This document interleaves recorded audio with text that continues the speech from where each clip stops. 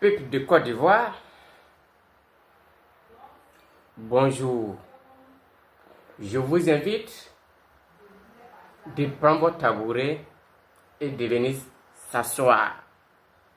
J'invite ici aussi le ministre Dégré-Mambé, monsieur le calculaire, de prendre ce tabouret et de venir s'asseoir. Uniquement cette vidéo, c'est pour Dégré-Mambé. Monsieur le ministre Dégré-Mambé, après d'avoir calculé comment souffrir pour arriver, monsieur le ministre Dégré-Mambé sort encore, il calcule comment réussir les Ivoiriens. Oh, ça commence à être intéressant. Monsieur le ministre, vous connaissez tout ça là, qu'on calcule comment réussir, et puis tes frères ébriés sont devenus des coupeurs de tickets du marché. Ça commence à être intéressant. Monsieur le ministre Dégré-Mambé, tu sais calculer comment réussir, et puis tes frères ébriés n'ont plus rien dans ce pays. Monsieur le ministre Dégré-Mambé, tu sais calculer tout ça là pour l'avenir de demain, et puis tes frères ébriés, même les cours royales, est à location. Mes chers frères et sœurs, je ne vais pas être long. Il y a un proverbe qui dit, quand la tête est là, le genou ne porte pas chapeau. Mais quand je vais dénoncer tout ça là, vous trouvez que je suis mauvais. Mais si vous n'avez rien à dire, est-ce que vous êtes obligé de venir s'adresser à la nation ivoirienne? Parce qu'à chaque fois, quand vous sortez, on allume notre télé, on est assis là, on vous écoute pour dire que, oh, aujourd'hui là, vous êtes venu donner bonne nouvelle à la nation ivoirienne. Mais quand vous venez, boum, ça s'explose. Monsieur le ministre, mais fallait nous dire, vous n'avez rien à dire. Est-ce que ça là, on allait vous écouter? Est-ce que ça là, on allait prendre notre temps pour venir s'asseoir, pour dire que monsieur le ministre, cette fois-ci, il va nous faire quitter dans la misère? Non. Non. Mais aujourd'hui, voici encore, boum, on calcule comment réussir. Donc tu es sûr de toi.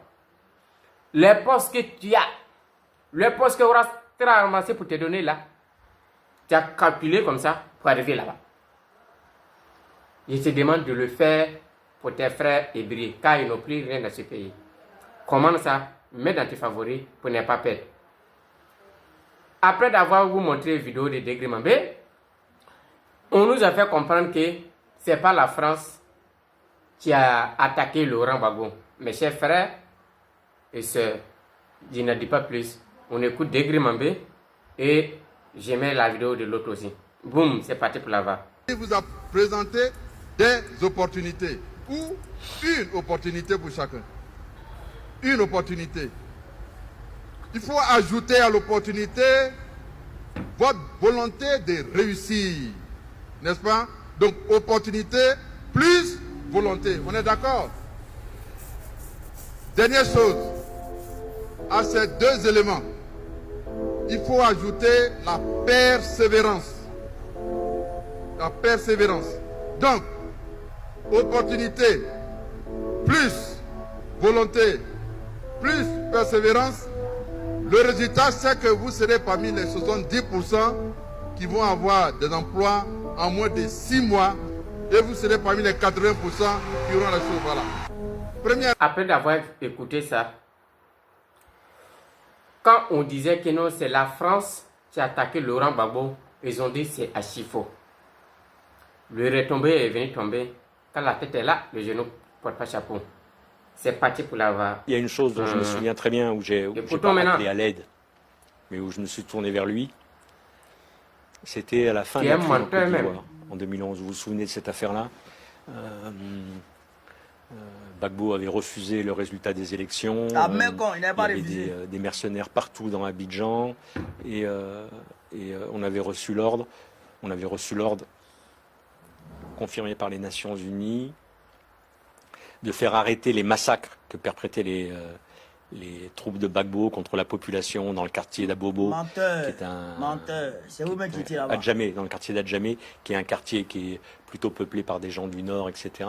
Écoutez, hein, il y a des bonnes Et donc le mode d'action, on avait des gazelles avec des missiles Hot, plein de missiles Hot, des missiles qui tirent à 4 km. Des hélicoptères, pour ceux qui connaissent Des pas. hélicoptères avec des missiles qui tirent à 4 km. Et donc les ordres, j'étais chef du CPCO, et donc les ordres qu'on avait donnés, c'est détruire toutes les capacités militaires de Gbagbo. Donc ses bateaux, ses dépôts de munitions, etc. Sans jamais toucher à sa résidence où il était claquemuré. Et donc on fait ça une nuit, 2 nuits, 3 nuits, 4 nuits avec des pilotes extraordinaires qui dormaient pas, etc., qui volaient, revolaient. Enfin bon, ça a été quand même assez exceptionnel. Et à la fin, on pensait que Gbagbo allait céder comme ça. Et Gbagbo, il n'a pas cédé. On a tiré, pas tous nos missiles, mais tout ce qui n'était pas cassé était dissimulé. Et la mission n'était pas remplie, puisque la mission, c'était permettre aux forces du Nord, là, à l'Alliance du Nord, de pouvoir s'emparer de Gbagbo et mettre en place Ouattara, qui avait été légitimement élu à l'occasion de ces élections. Et donc là, j'ai donné l'ordre au général qui était sur place d'y aller à pied. Quand même difficile, hein. Entre tirer à 4 km sur un objectif et puis fouiller tous les carrefours, toutes les haies, etc. Et donc ça a été très dur. Ça a été très dur parce qu'on avait du mal à se comprendre, parce que lui trouvait que c'était une mission qui était extrêmement exigeante. Et donc je lui ai dit, mais c'est comme ça que tu vas faire. C'est comme ça que tu vas faire. Parce qu'il est hors de question que l'armée française tourne le dos ou fasse demi-tour face à une bande de mecs en claquettes, etc. Et donc voilà, ça a été compliqué, ça a été un ordre, plus celui qui commandait était un bon camarade, et ça a été très compliqué. Et je dis c'est comme ça, c'est comme ça. Et puis ça faisait moi aussi 3 ou 4 nuits que j'avais pas dormi parce que je regardais un peu tout ce cinéma là. Et donc je dis à mon adjoint, je rentre chez moi, je vais prendre une douche, je dors 2 heures et je reviens. Et en partant, j'ai intercédé en disant mais est-ce que j'ai eu raison ? Est-ce que vous m'avez donné le discernement de prendre la décision ? Est-ce que j'ai bien pesé ce que je faisais courir comme risque aux soldats français, etc., etc., etc. Autant vous dire que si j'ai pris une douche, j'ai pas dormi.